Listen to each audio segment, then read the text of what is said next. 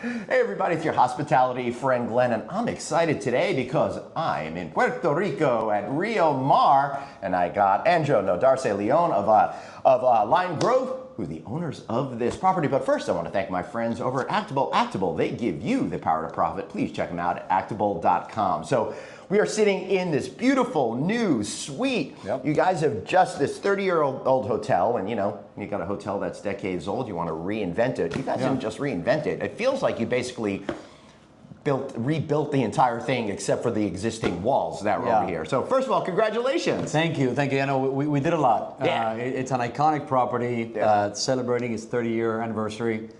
And our vision was to, to transform it. That's what we do as a firm. Well, let's start at the beginning. When a 30-year-old property was built in a completely different era. Mm-hmm. So you have this piece of infrastructure that's classic and great, but isn't necessarily designed or developed for the way that people want to experience a hotel today, right? So to me, that's the challenge. So how did you approach this project? Yeah, listen, number one, the property is beautifully built. It was really well thought through. It's a property that actually lays out very, very well for guests. And then it gave us a great canvas with which to work. And so we created a lot of new experiences with this incredible canvas that are relevant today, but also celebrate the history of the property, the legacy of the property, and certainly celebrate Puerto Rico. Yeah, so I want to talk about how you're focusing more on experiences. And as you guys know out there, I talk about this all the time. That's so essential, but you first have to create a beautiful environment in order to set the stage to have those experiences. And you guys have put in $70 million plus into reinventing this property. That is a serious, serious commitment. And you can see how beautiful it is, the colors highlighting the rainforest and really kind of bringing it in. So tell me a little bit more about the thought process and what was it like going through that to get to where we are today? Yeah, well, listen, it was an incredible team effort. And the essence was bringing together the rainforest, as you mentioned, which is, I mean, a national treasure. Yes. And it's right outside of our property here. Yeah, and you weren't really leveraging it beforehand, right? I don't think people even knew, but now it's more connected. It's much more connected. It's in the name. Right. And so now it's, rainforest, beach and golf resort, right? Because we are sitting here in this place that is recognized as one of the most incredible places in the entire world, and it's right outside of our property. It really is. And I think we need to get the word out more. Not too much, because I don't want to be too busy, just enough to fill this guy's hotel up. But the natural wonders here is really gives you an opportunity to create something special. So tell me a little bit more about the interplay between the environment and your design.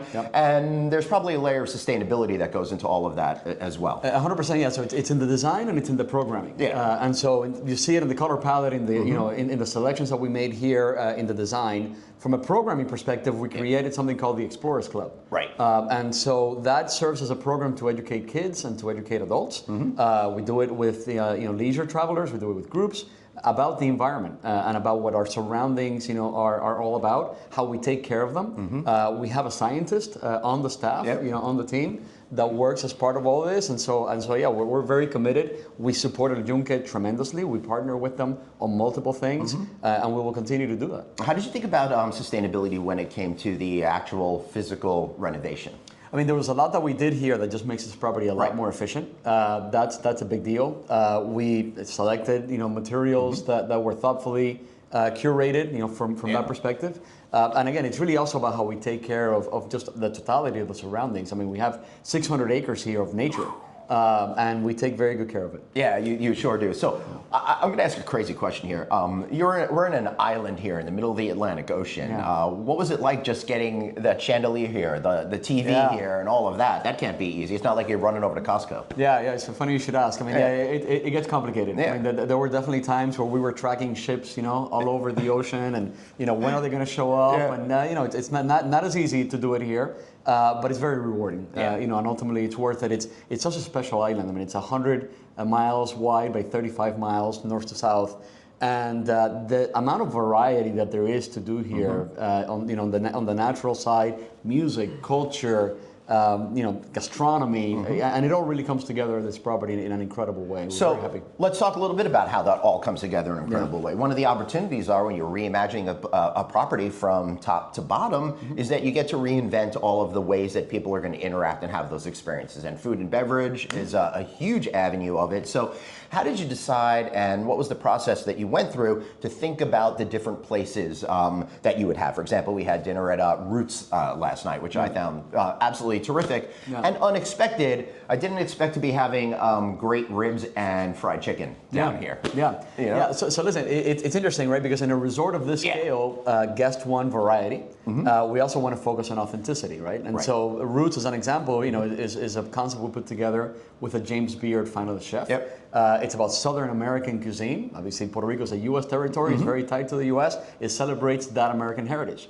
We're opening a restaurant called Amaya. That's celebrating Puerto Rico's Spanish heritage. Oh, that's really cool. And so that's going to be opening in the next few weeks. That's going to be, I think, tremendous as well. And all of it is tied together by local sourcing of ingredients. Amaya, our Spanish restaurant, is actually being executed by a really well-known Puerto Rican chef who worked with Jose Andres in the past in DC and so on. Oh, that's cool. Yep. And so we're very happy. We're very happy about that. Jose Andres they've got a great company over there. They do. I've had a chance to interview a bunch of them, and you've got a great person if he trained in that kind of world. So people here, I would say 5 to 7 days on average. So you got to have that right mix. So you, how do you think about? You said people want variety, but how do you specifically think about? Other than you've got to have something that's reflective of the area. How do you choose what concepts you think are right that will help build into that overall picture and keep people wanting to stay on property and spend money with you every day? Yes, I mean, aside from variety and quality, it's also thinking about just how the whole day, evolves, and also the different styles of travelers and the lifestyles that they have. And so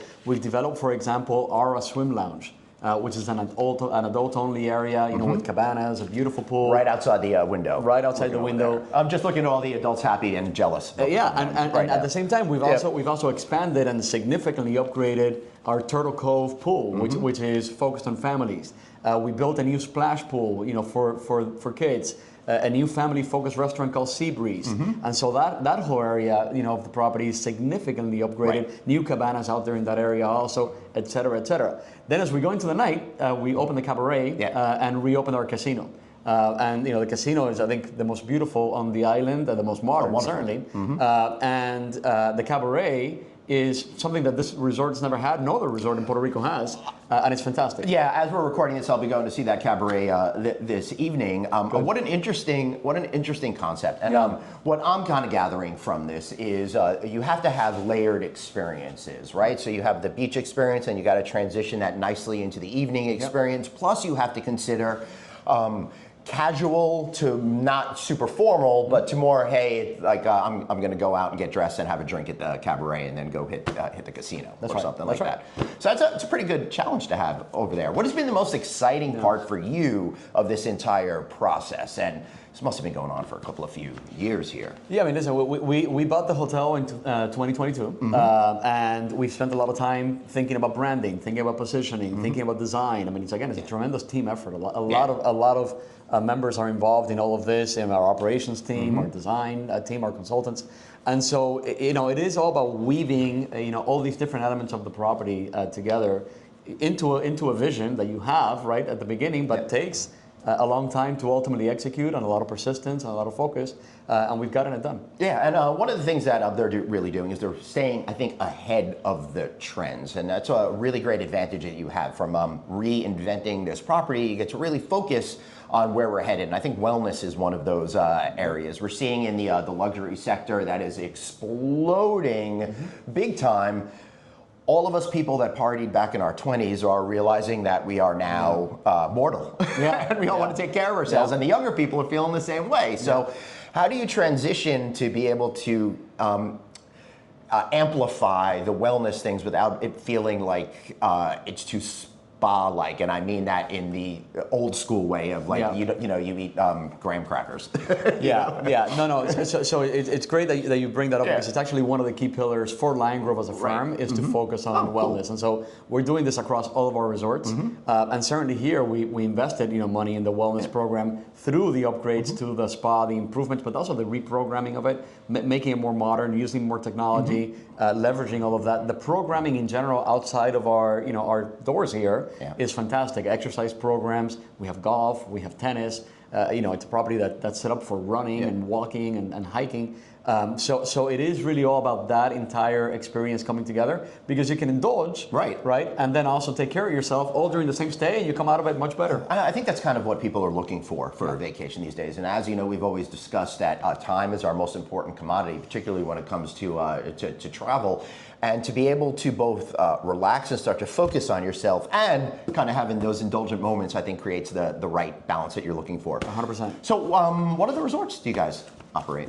So we operate an autograph collection in Scottsdale, which is absolutely beautiful. It's called Andro Canyon Resort. I know that one, yeah. Spectacular property. We own and operate the Wyndham in Palmas del Mar, which is here in Puerto Rico on the East Coast, in a beautiful master plan community that has an equestrian club and a marina, an incredible beach, phenomenal hiking and golf and racket. I mean, also very wellness-oriented property, very zen-like.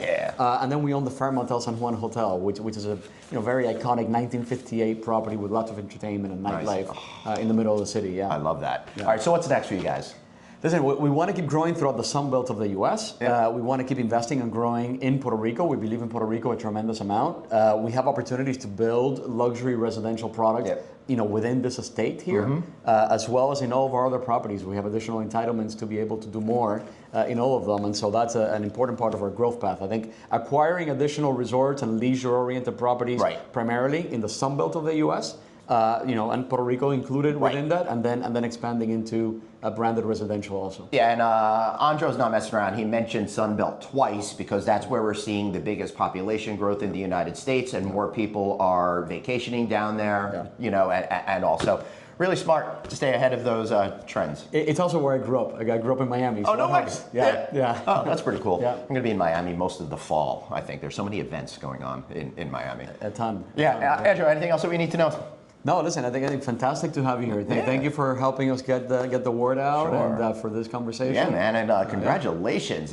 Huge reinvention of this property. I know I keep using that word, but they really took a lot of care here. I'm really impressed by how well this renovation came through, and I was saying before you even showed up, the finishes are absolutely beautiful, and you can tell you really invested in this property for the long term. So congratulations, Andro. Oh, thank you. Looking forward to having your audience come visit us. Yeah, for sure. Take care, everybody. We'll see you next time. And remember, like, share, subscribe, and all of that kind of good stuff. And reach out to this guy, Andro, over here, and come on, show him a little love. See y'all later. Take care. Bye, everybody.